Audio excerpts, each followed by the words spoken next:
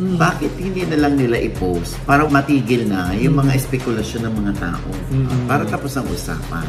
Itong mga artistang to, magpakita naman yung mga picture niyo sa mga social media niyo. Para hindi nagsasama-sama yung mga balita, kuya. Yun nga yung tanong ng marami, na bakit nakagawa ng pelikula si Kuya Dick? Nakakulong yan, di ba? Ano yan? Nakalaya na? Ikaw, kuya. Sinasabi nila, basher ka daw ni Angie Salvacion. Nag-artista ka pa, hindi ka pala marunong umarte. Huwag ka namang artista! Hello mga ka-update, ito po ang inyong mga lingkod. Ito po si Mama Loy. Ito po si Ate Buena. At ito naman po si Papa O, ito po si Diaz, ano pa nga ba? Ang lagi ninyong inihirit sa amin. Ichika mo na! Dali! Ayun na nga, Diyos ko, ang dami ho naming bashers. Ay? Yes. Oo, recently lang. Because of the last video. Parang lupit-lupit daw natin kay Andrea Brillantes. Bakit daw tayo ganun kay Catherine at kay Daniel? Yun nga yung nakakarating sa amin, hindi ba? Na parang, ba't hindi raw sila napagkikita? Pues, isa-isahin na natin ngayon ito. Oo. Kasi meron ako nabasa, nagre-request, bakit hindi na lang nila i-post para wala na at matigil na yung mga espekulasyon ng mga tao. Ba't daw hindi i-post na magkasama yung dalawa para tapos ang usapan. Para pag nakita yun ng mga netizen na mga nagdududa, ng mga bashers o ng mga mga marites, sila pa rin. Diba? Kasi nga, wala raw nakikita ng picture ni Katniel. Together. Wala rin yung picture ni Elijah at ni Miles together. Sa post, sa IG post. Wala rin daw si Richard Gutierrez. Si Richard Gutierrez at Sara Labati. Wala din. So, ngayon nanay, may post si Sara Labati. May vacation with the kids and her parents. Walang Richard Gutierrez. Nabanggit mo kanina na si Katniel. Si Catherine, kasama si Alora Sasa. Mukhang nasa ibang bansa yung mga pictures. Tapos silang dalawa lang. Hindi grupo. Kaya ang dami nagtatanong kung kailan nila makikita together sa picture na recently lang sana daw kinunan. Di ba yung mga fans na demand pa ng ganyan, na kailangan may makita silang pruweba para hindi na sila magduda na hiwalay nga ang mga couples na ito. Kasi nga, Nay, di ba, usually, yan din naman ang ginagawang proof of purchase ng ibang mga couple. Napapabalitang hiwalay tayo. Biglang makikita mo, may sighting, happy together. Di automatic na pabulaanan yung mga haka-haka na hiwalay sila, di ba? Itong mga artistang to, magpakita naman yung mga picture niyo sa mga social media niyo. Para hindi nagsasama-sama yung mga balita, kuya. May points ni Brenda. Wala lang. For a change lang. Pinag-inalaan yung kaming wala na. Eto. Finish. Pero yung iba, talagang maintindihan natin na magdusa kayong kaiisip. Basta kami pa rin. Gaya ni Kim Sinay. Sinabi ni Kim na sila pa rin. Masaya sila, ni Sian. Pero Mama Loy, wala ka rin pinupost sa picture. Tsaka Mama Loy, parang dead na naman ko si Sian Lim. Wala siyang post.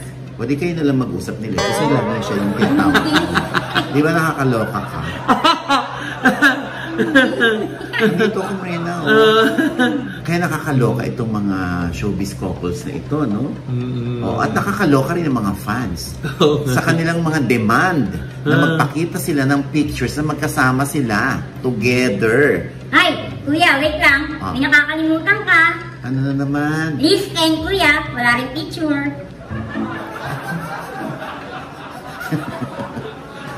Bakit nga ba na walang picture? Bakit hindi ko alam? Hindi mo alam? Hindi Wala! Baka alam mo Wala! Hindi natin alam yan. Di ba ibinalita na nga natin dito na ang balita nga ay wala na sila. Pero yung mga fans ng Liz Ken, syempre, binibembang tayo na naninira lang daw tayo, na kesyo wala na sa'yo si Liza, ganon-ganon. Eh, syempre, ano bang sinasabi natin? Sana sila pa rin. Kung may pruwebang pictures, kuya. Maldita ka. Kaso na, bigla ko naalala, that a picture paints 1,000 words. Oo, di ba? Diba? O anyway, basta siguro nga, ang mga fans, kung mapagbibigyan ng mga showbiz couples na ito, pagbigyan nyo na magkasama kayo. Oo nga. Pero syempre, hindi pa rin natin aalisin ang karapatan nila na kung gusto nilang maging pribado, yung kanilang relasyon, at hindi naman sila obligadong i-post ang lahat ng happenings nila together. Hayaan natin sila. Tama. Diba? Yun lang naman yun.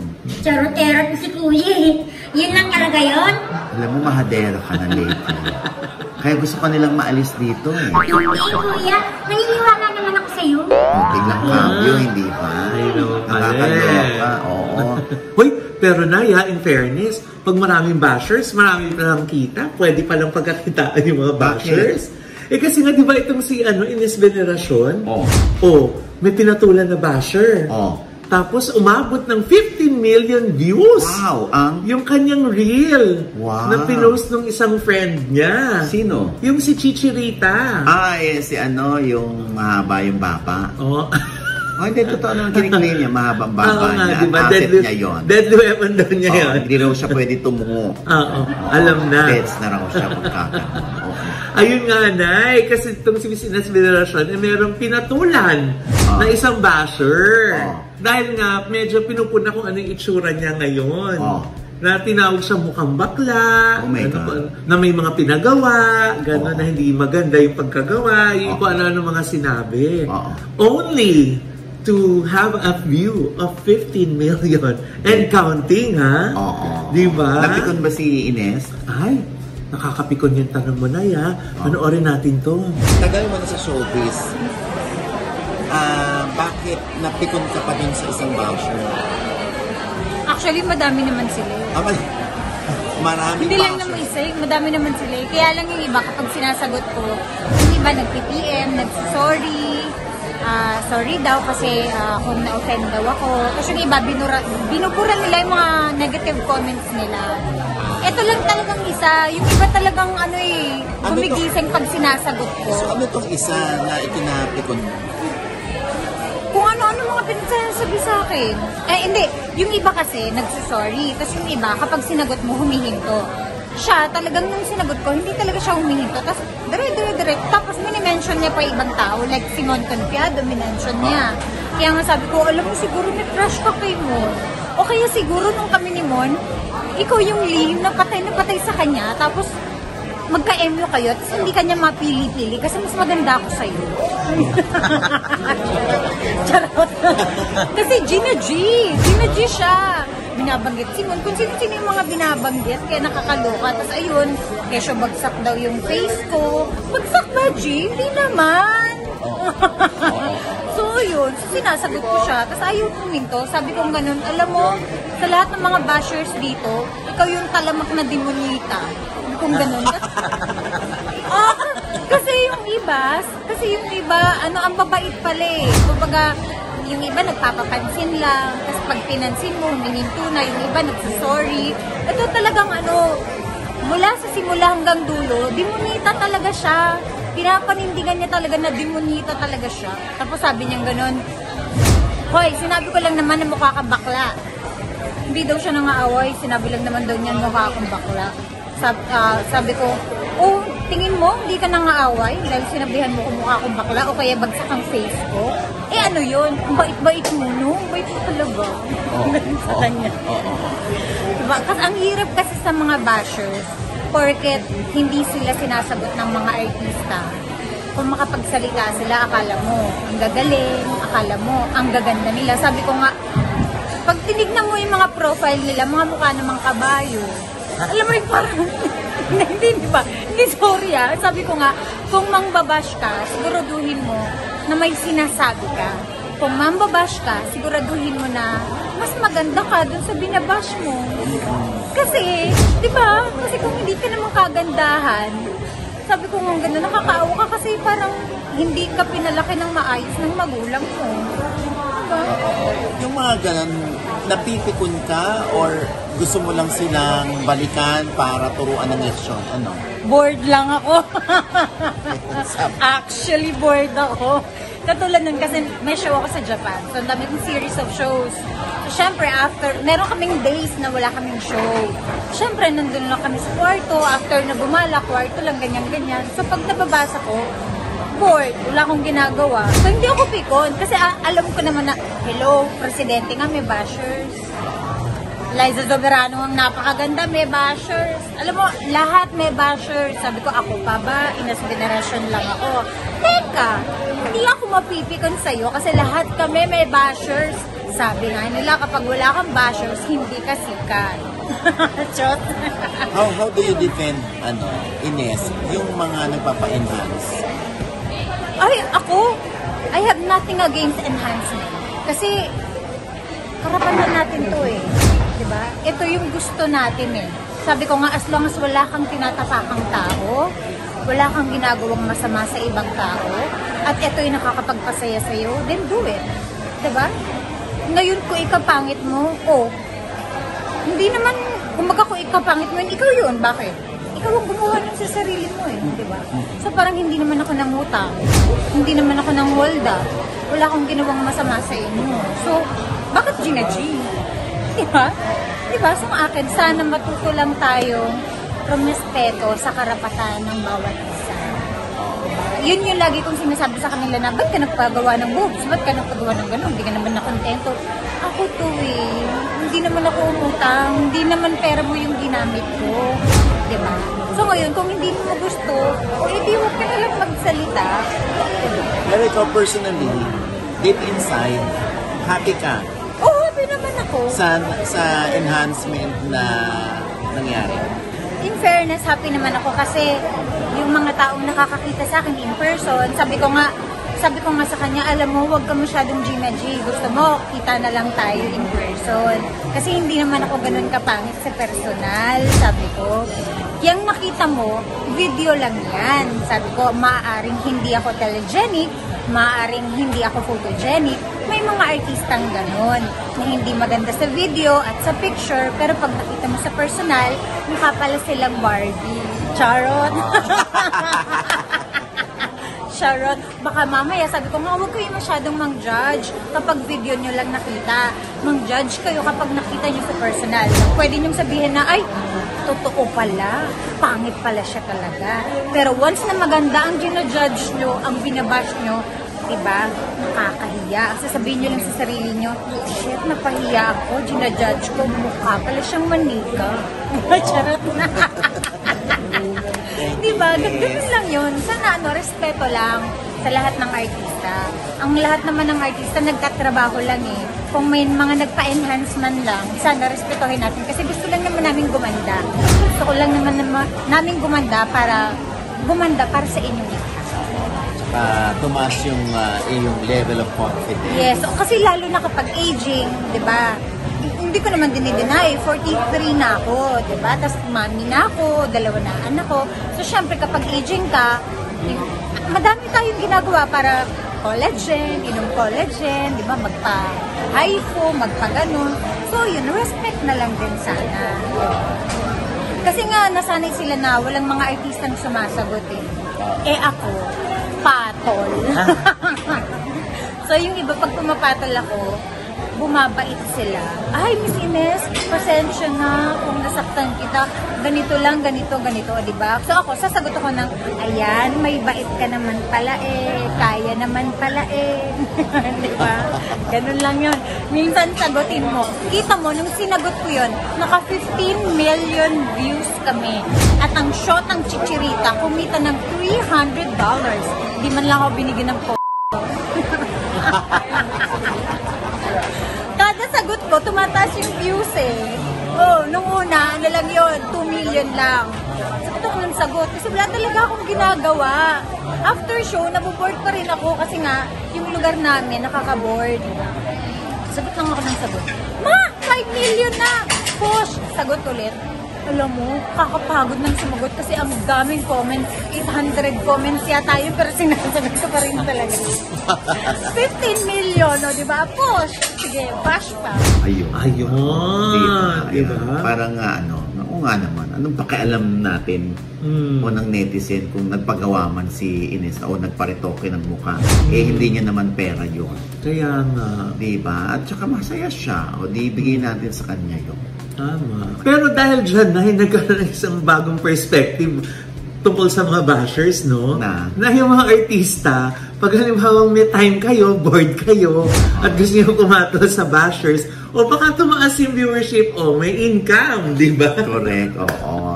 Kung monetized. Kung monetized, di ba? Ay, nako. So it's, turning the negative into positive, di ba? Correct. At ito na nga, di ba? Si Ines, hindi na siya naiinis. Di ba? Oo nga. At in fairness, may blessing pa siyang bago na meron siyang guesting sa Batang Quiapo. Wow! Diba? Congratulations, Ines. Yes! Very active ang career ni Miss Ines Veneracion. At meron pa siyang gagawin isang period movie. Wow! Kung saan dito ay lagi siyang nirerekla. Bakit? Period movie. Hindi. O anyway. Akala ko, character. Ikaw kuya, sinasabi nila, basher ka daw ni Angie Salvacion. Ay, kumakapagbintang ka naman. Darling, hindi naman ako nanlait. Hindi naman ako nanmersonal. Naging objective ako, hindi ako naging subjective. No?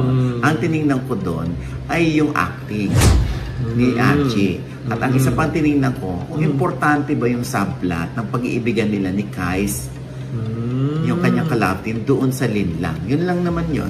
So feeling ko, hindi bagay, wag na ipilit, wag na i-push, wag na. Yun na lang acting ni Angie. Ang bigyan ng pansin at to be better, hindi ba? Magandang motivation ito kay Angie.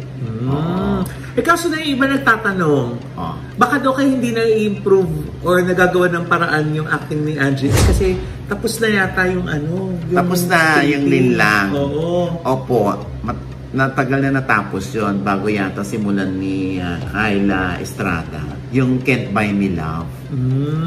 Pero ganun pa man, di ba, sa pag-akyat ng story at sa pagtatapos ng Lin lang, sana nag-i-improve siya. Yun lang naman yun. Pero nakakatuwa dahil andyan si Christian Bables na pinupush si Angie, in-encourage siya na huwag siyang bibigay, kaya niya yan, may nakikita siya kay Angie. Bakit kuya? Mangungula ba si Christian? Kaka hindi, may nakikita siyang future siguro kay Angie. At the same time, andyan din si Kyla para suportahan si Angie. At sinasabi niya na huwag niyang pansinin, gawin lang niya yung trabaho niya, ganyan-ganyan, huwag siyang bibigay, o di ba? Sabi ni Kyla na yung mga bashers, be nice naman, di ba? Hindi ako yung iba lang talaga ng lalait. Hindi ko naman kaya yung gano'n. Doon lang ako pumafocus doon sa acting. So hindi ka basher ni Angie? Hindi! Diyos ko. At saka iba naman yung bashing sa pagkikritik, di ba, Nay? Oo. At saka, Diyos ko, syempre, pag hindi ka naman naniniwala dun sa taong nagkikriticize sa acting mo, di ba? Di huwag ka maniwala. Kaya lang, ang tagal ko na rito sa industriya. Syempre, I know one when I see one. Diba? At saka yung mga manonood din, Nay, di ba? Kakapanood natin mga teleserye over the years, di ba? Nakita na natin kung sino yung magaling umarte, sino yung medyo kailangan pang mag-aral umarte. Oo. Baka nga pag apakahusay na nitong si Angie, biglang ibabalik nila yung aking tweet. Ikaw nagsabi niya na hindi magaling si Angie, ganyan. Hindi ba pwedeng i-attribute sa akin yon na kaya siya gumaling dahil ako yung naging motivation niya? Diba? Huwag nga kayo. Diba? Ayan nga, bilang para lang daw makabawi si Angie. Ayan nag-post sila kung saan tumugtog si Angie na napakaganda ng boses. Oo. Ayan Hi everyone, you need to hear this.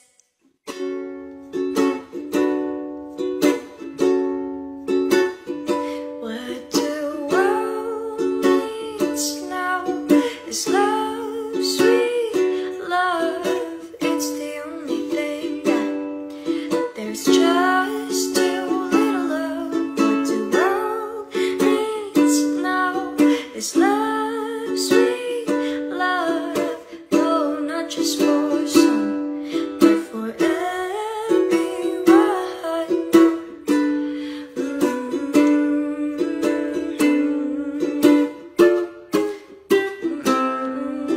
Ay, bongga, di ba?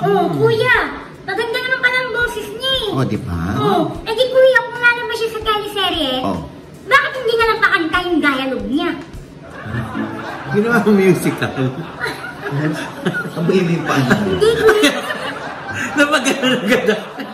Akala. Ay, nako. Ito mga kaipala ni Brena, nakakaloka. Basta sa akin, Loy, buksan niyo man ang puso ko. Ay, kuya, patay ka na niyan. Hindi. Figure of speech yun. Ba't ba kailangan ako mag-explain? Kasi nga, may pa. Tare ka na tare. Bago ng pa. Anyway. Kasi naman, pinapaalis mo lagi yung mga shoes namin pagpapasok nito. Bahamas Island. Galing, di ba? At bahala, di ba? Binabasa. Ang nakakaloka. Tirik na yung araw, binabaha pa rin.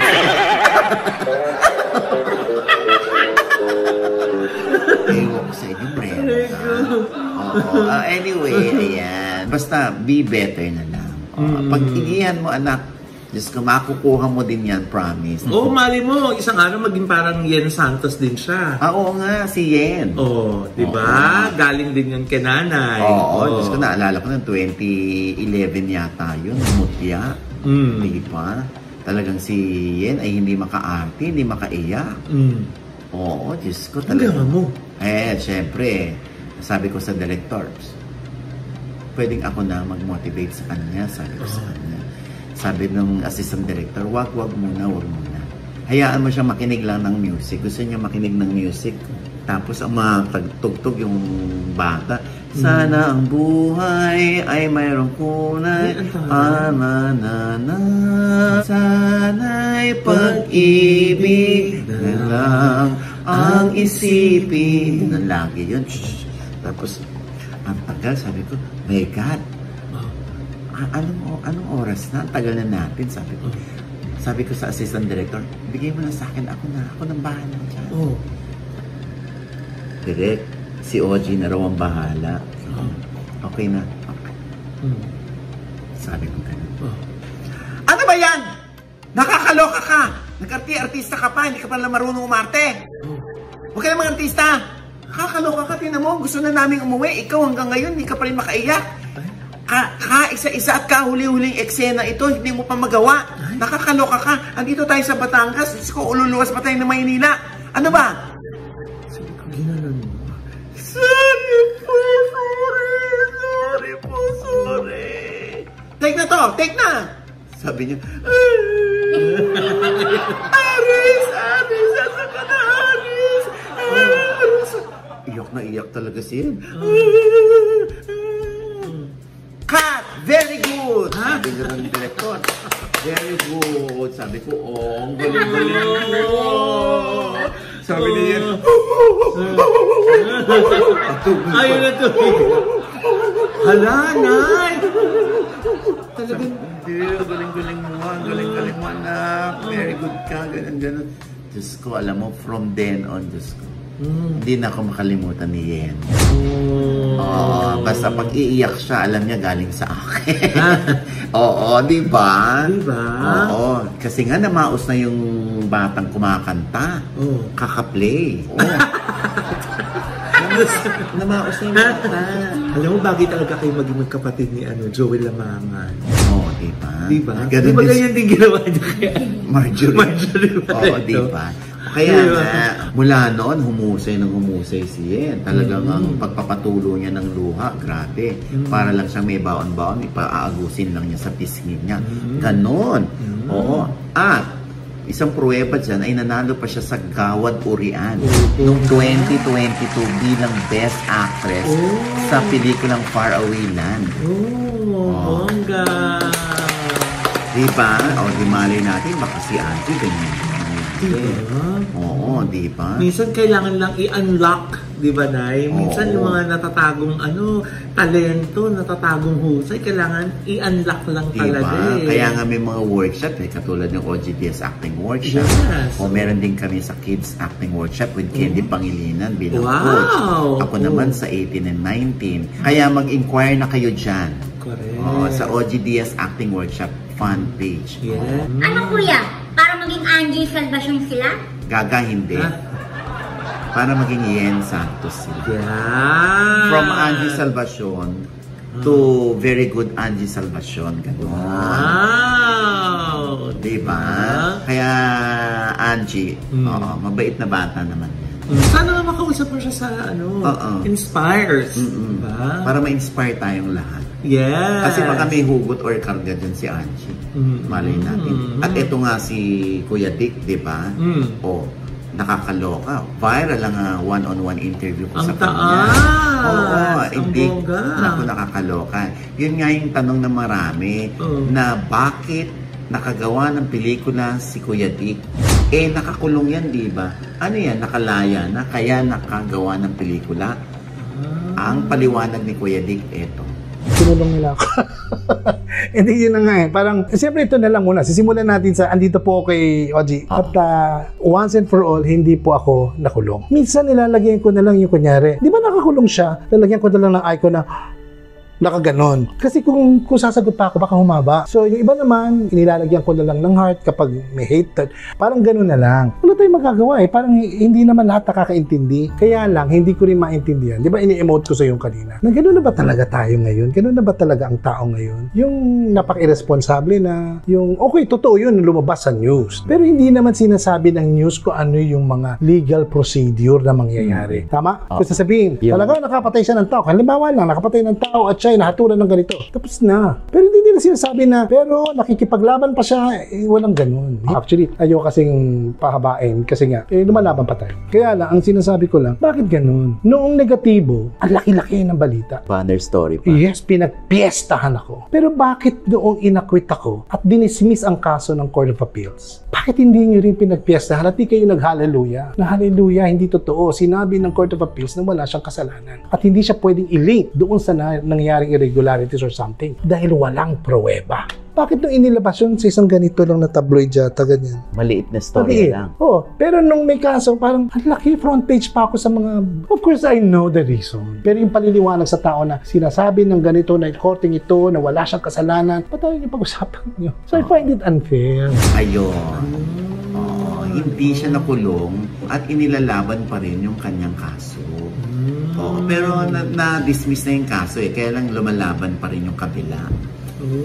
Kaya, ayun, patuloy pa rin ang kanyang pakikipaglaban. Pero sa industriya namin, showbiz industry, ay walang iniwan o bahid ng anumang ilegalidad o bahid ng kaanumalyahan ang ginawa ni Kuya Dick dito. Puro legacy yan.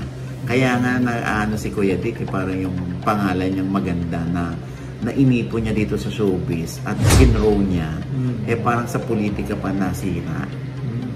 Diba? Anyway, nasa mga tao naman yan kapag napanood nila yung interview kung ano yung pakiwari nila doon sa mga sinabi ni Kuya Dick. Ayan. At sa November 29 na Loy, ang showing ng pelikula ni Kuya Dick at ni Inay Maria. Kasama ka? Kasama po ako dyan, si Myla Gumila, at ang bidang special child na gumanap. Uy, ang galing nyo. Si L.A. Santos. Sa direksyon yan ni F.M. Reyes, ang direktor ng Linlang. So, expect na napakaganda rin ang pelikula. Ang husay nyo doon sa trailer. Sige na, ikaw na ang pinakamagaling. Ikaw may alam ng lahat tungkol kay Tim, di ba? Totoo naman! Bakit? Dahil wala ka! Nasaan ka naka-scissor siya? At buntik siya magka-epilepsy? Asan ka? Wala ka! Hindi ba? Ako nagtsagang mag-alaga sa anak mo! Anak ko! Kuya, tandaan mo, anak ko! Hindi ako nagpasarap sa Japan! Naghirap ako na nagtrabaho ko para sa anak ko! Ano? Sige! Gusto mo ako sa bunutan? Hindi lang yan! Sige! Ay, nabilitaan ko nga sa isang NTRCB member. Pinalakpakan nila yung pelikula nung ni-review nila yan. Talaga? Oo. Wow. Diba? Diyos ko, ayan November 29 po yan. Yan. And with that, mga kaibigan, ito po ang inyong mga link. Ito po si Mama Loy. Sa mga nanonood po sa amin na hindi pa po namin subscribe. Sana po mag-subscribe na po kayo. Yes. Pa ang kanya-kanya namin mga channel. Yes, sana manood at mag-subscribe po kayo sa channel ko. That's Mama Loy. M-A-M-A-L-O-I. Nandiyan pa rin pataka po sa aking vlog nung aming pong bakasyon with the family. Naku, that prays together, stays together. Yan, sana po panoorin niyo po. And sana po mag-follow din po kayo sa different social media accounts ko.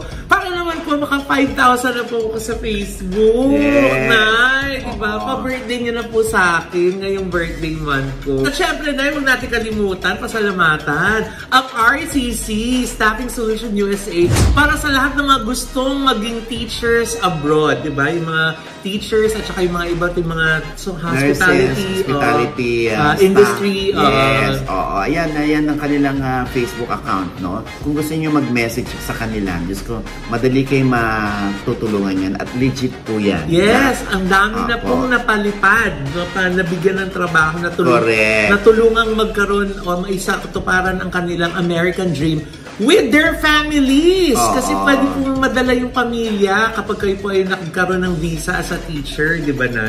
Correct. At syempre, ayan si Romer Gutierrez. Si Romer! Ayan, ay nakakuha ng awards bilang National Awardee for Business and Entrepreneurship. Ayan. Saan nga ba tuloy? Yan ay sa TOFA or yung 10 Outstanding Filipino Awards doon sa US. Oo. Diba? Kaya talagang legit na legit po ang RCC Staffing Solutions USA. Diyan kayo mag-message ko. May mga nurses din sila na hinahire. Yes. May mga teachers, may mga hotel service staff. Yan. Ayan. Ako, Diyos ko po. Check po kung anong hiring dyan. At madadala niyo pa yung pamilya niya dyan. Diba? Sa New York, basta sa US of A. Ayan. Oh. Congratulations sa iyo, ha? Romer Gutierrez Haso. Yes! Hindi ka na talaga ma-reach. At pati din natin ay si Ryan Ablasa Uson, si Rao Uson, di ba? Hi, Ra! Pag kailangan niyo po ng mga gown, suits, di ba? Correct. For your wedding or any occasion. Yung mga formal wear, ayan. Rao Uson po. Ayan po. Yeah. Siya yung gumawa sa atin sa ABS-CBN po. True. At saka doon sa concert natin. Yes! Si Rao Uson. Ayan. Visit niyo lang po yung kanyang mga pages. Brenda? Yes, hello mga ka-update! Yung akin po, paabot naman po ng 1,000 followers sa aking FB page. Ate Mariah po, M-R-E-N-A. Yan! At syempre, yung pong OGDS TV fan page po, pakifollow nyo na, no? Tumataas na po ng lampas 100,000 na. Wow. Syempre, mga kakaibang balita naman ang narariyan. At syempre pa, ang OGDS Inspires kung saan si Kuya Dick pa rin po ang ating one-on-one interview. Okay? Yeah. At syempre pa ang Ohana Boracay Beach Resort dyan sa Boracay. Kung nagpaplano kayo na mag-Boracay, naku, dyan kayo sa ohana.com. Ayan, ha? Naku, Diyos ko po. Ibang klase. Parang kayong tahimik na tahimik ang buhay ninyo. At saka ang very luxurious. Yes. Diba? Sabi nga ni Diyosa, nakakayaman. Pero, presyong friendly. Kaya dyan tayo sa website nila kasi maraming promos. Yeah. At saka diba sila ang biggest with 7.6 hectares at 494 rooms. Correct.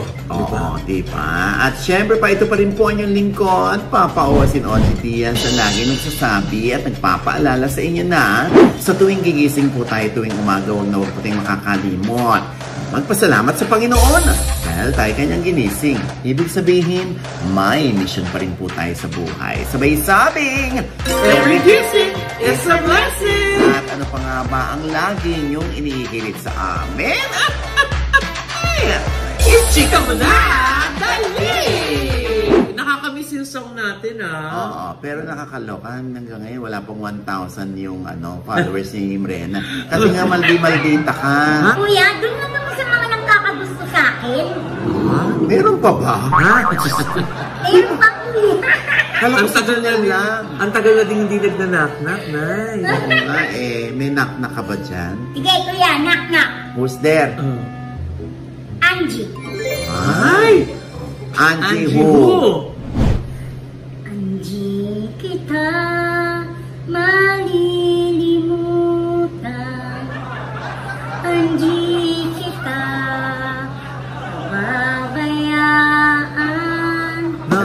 Nakakaloka. Sandali lang, nakakaloka yung buhok mo. No?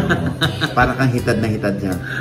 Alam mo, ang anji-anji mo. Kuya, nandino!